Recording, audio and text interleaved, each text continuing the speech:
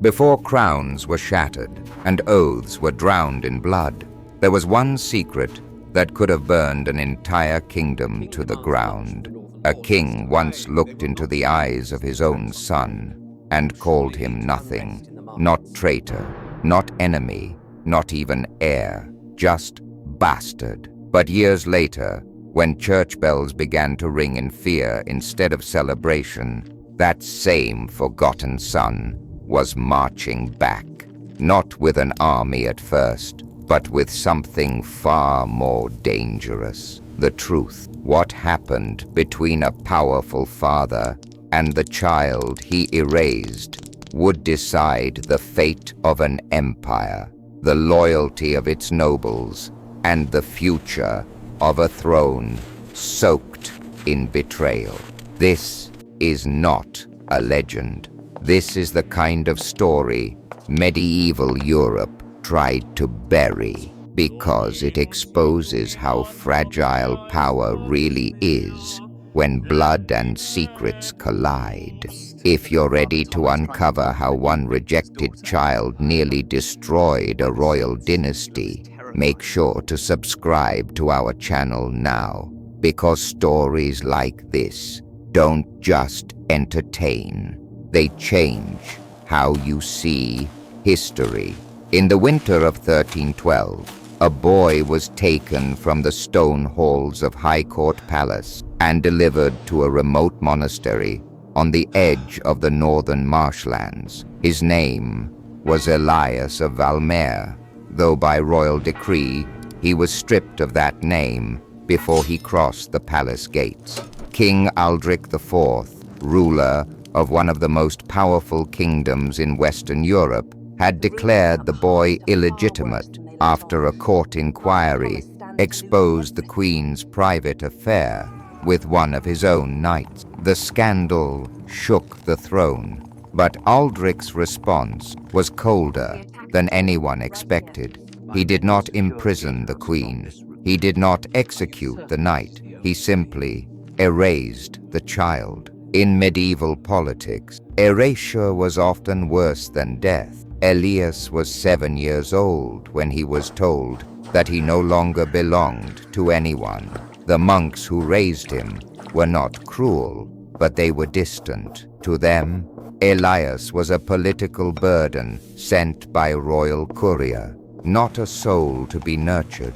He slept in an unheated cell, wore rough wool, and was taught to read Latin scriptures before he ever learned the history of the land that had once been his birthright. Yet even in silence, whispers followed him. Courtiers' sons sometimes passed through the monastery on their way to university, and they spoke of him in hushed tones. The bastard prince, the king's mistake, the blood that should never have existed. Elias listened. He remembered. While King Aldric ruled from a golden throne, Elias learned something far more dangerous than swordsmanship. He learned how to wait. By the time Elias reached his 20s, the kingdom of Valmere was no longer stable. Aldric had remarried, but no legitimate sons survived infancy. Famine had weakened the countryside. The nobles were divided into bitter factions, and the church had begun quietly questioning whether Aldric still ruled by divine favor. The royal line was thinning, and in medieval Europe, uncertainty was an invitation to rebellion. That was when Elias left the monastery. He did not return as a prince. He returned as a man who knew how to listen. Disguised as a traveling scholar, Elias moved through the market towns and border fortresses of Valmere. He heard the anger of farmers whose grain had been taxed to feed the capital. He drank with soldiers who had not been paid in months, and quietly, almost invisibly, he allowed a dangerous idea to spread, that King Aldric had a living son, one who had been cast out, not by God, but by a jealous and frightened father. The idea spread faster than any army. In the spring of 1330, Elias revealed himself to a small circle of nobles who had already begun plotting against Aldrich's ministers. He showed them letters written by Queen Maribel before her death, letters that named Elias as Aldrich's child beyond any doubt. The ink was faded, but the seals were authentic. For men desperate to replace a collapsing monarchy, Elias was not just a man. He was legitimacy, and legitimacy could topple kings. Yet Elias did not rush. He knew the danger of impatience. Every night, he imagined his father's face, the cold eyes that had once dismissed him as an inconvenience. Elias did not want revenge. He wanted recognition. He wanted the world to know that he had never been a mistake. In late autumn, King Aldrich received word that rebellion was stirring in the eastern provinces. He laughed it off. He had crushed uprisings before. But then came the rumor that unsettled even his most loyal advisors. The bastard lived.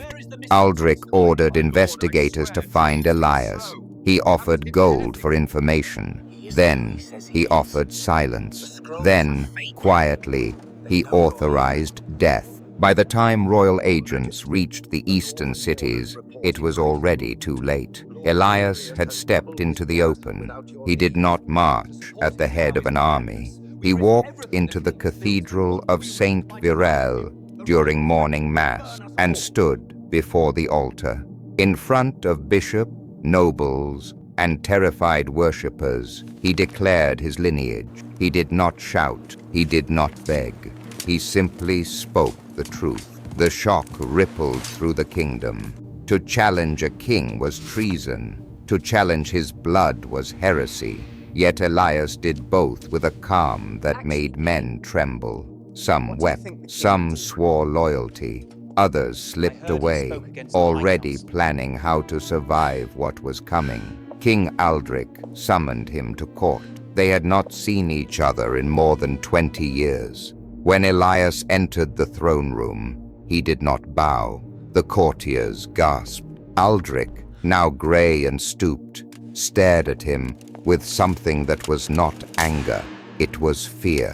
In Elias's face, he saw the ghost of the boy he had tried to erase, now hardened into a man who could destroy everything he had built. Aldrich offered him a bargain: titles, land, silence. Elias refused. He wanted only one thing: public acknowledgement. The king hesitated. That hesitation was all Elias needed, because in medieval Valmer, hesitation meant weakness, and weakness invited blood.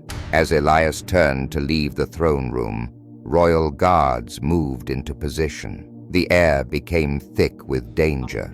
And for the first time since he was 7 years old, Elias realized that his father had never intended to let him walk out alive. The truth had returned to court, and it had just been sentenced to die. The moment the guards closed in, Elias understood that the throne room had become a cage. He did not reach for a weapon. He did not cry out. He simply met his father's eyes, searching for even the smallest trace of regret. There was none. King Aldrich rose slowly from his throne, his voice barely audible beneath the murmurs of the court. He declared Elias a fraud, a dangerous impostor who had manipulated the church and poisoned noble minds with forged letters. In one sentence, the king tried to bury him a second time. But lies spoken too loudly often reveal fear. Several lords hesitated. They had seen the queen's seals. They had read her handwriting. They had staked their futures on Elias being real. If Aldrich executed him now, it would not erase the truth. It would ignite it. A bishop stepped forward, then another. The church demanded proof, not decrees. In medieval Valmer, kings ruled by divine approval, and the church held the keys to that approval. Aldrich felt the ground shift beneath him. For the first time in his reign, He was no longer certain who controlled the room. Elias spoke again, his voice steady but heavy with a lifetime of restrained pain. He did not ask for the throne. He did not even ask for justice. He asked for one thing only, his name, to be acknowledged as the son who had been discarded for a political convenience. The request was simple. That was what made it devastating. Aldrich could have ended it there. A single word, yes, would have neutralized Elias's moral power. But pride is often stronger than survival. The king refused. He ordered Elias taken to the dungeons. This time, the guards did not move. Outside the palace, crowds had begun to gather. News traveled fast in cities built on gossip and desperation. Soldiers, who had not been paid in months, whispered Elias's name. To them, he was not a royal claimant. He was a symbol of how brutally the elite consumed their own. That night, Elias was smuggled out of the palace by two junior officers who feared what would happen if he died. They hid him in a merchant's cellar while the capital trembled. Riots broke out. Priests preached that a king who denied his own blood had lost God's favor. The kingdom was no longer divided quietly. It was breaking openly. Aldrich responded with force. Within days, troops loyal to the crown marched through rebellious districts, arresting anyone suspected of supporting Elias. Men were beaten, shops burned, fear became policy, but repression only fed the fire. Each act of cruelty confirmed what Elias had been saying all along, that this was not a righteous monarchy, but a frightened regime clinging to power. Elias, hiding in the city he had once been born to rule, listened as his father's authority bled away. Yet something haunted him. In one of the Queen's old letters, the very ones that had convinced the nobles, there was a sentence he had never shared with anyone. A sentence that suggested Aldrich may not have known about the affair when Elias was born, that he may have believed Elias was legitimate until years later, when politics demanded a different story. If that was true, then his exile had not been about betrayal. It had been about convenience. Elias arranged a secret meeting with his father. It took place in a hunting lodge outside the city, far from spies and armies. Aldrich arrived, tired and surrounded by fewer guards than he once commanded. When the two men were alone, the masks finally fell. Aldrich admitted what he had never said in public. He had known Elias was his son, but when powerful nobles threatened to withdraw support, when the church questioned the Queen's loyalty, Aldrich had chosen the stability of his reign over the life of a child. He had told himself it was necessary. He had told himself Elias would be safer hidden away. He had been wrong. Elias did not shout. He did not strike. The truth was worse than anger. It meant his suffering had not been caused by scandal, but by calculation. The next day, news spread that King Aldrich had fallen gravely ill. Some said poison, others said stress. The truth was never recorded. What was recorded was what followed. A council of nobles declared Aldrich unfit to rule, and then they did something unexpected. They did not crown Elias. Instead, they offered him a choice. He could become king, but only if he publicly forgave his father and allowed the royal line to continue unchallenged. Or he could walk away, leaving Valmir to rebuild itself without either of them. Elias stood before the same throne that had once erased him. Power was finally within reach, but so was the chance to end the cycle. He chose neither crown nor vengeance. He chose to leave. Valmir was forced to become something new, ruled by councils instead of bloodlines. King Aldrich died in quiet obscurity months later, remembered not as a tyrant, but as a man who lost everything by trying to control too much. And Elias? He vanished into history, not as a king, but as the man who broke a dynasty by refusing to become it. The lesson is simple but uncomfortable. Power built on fear will always collapse under truth. And if this story made you see history and authority in a new way, make sure to subscribe to our channel, because the past still has many secrets left to reveal.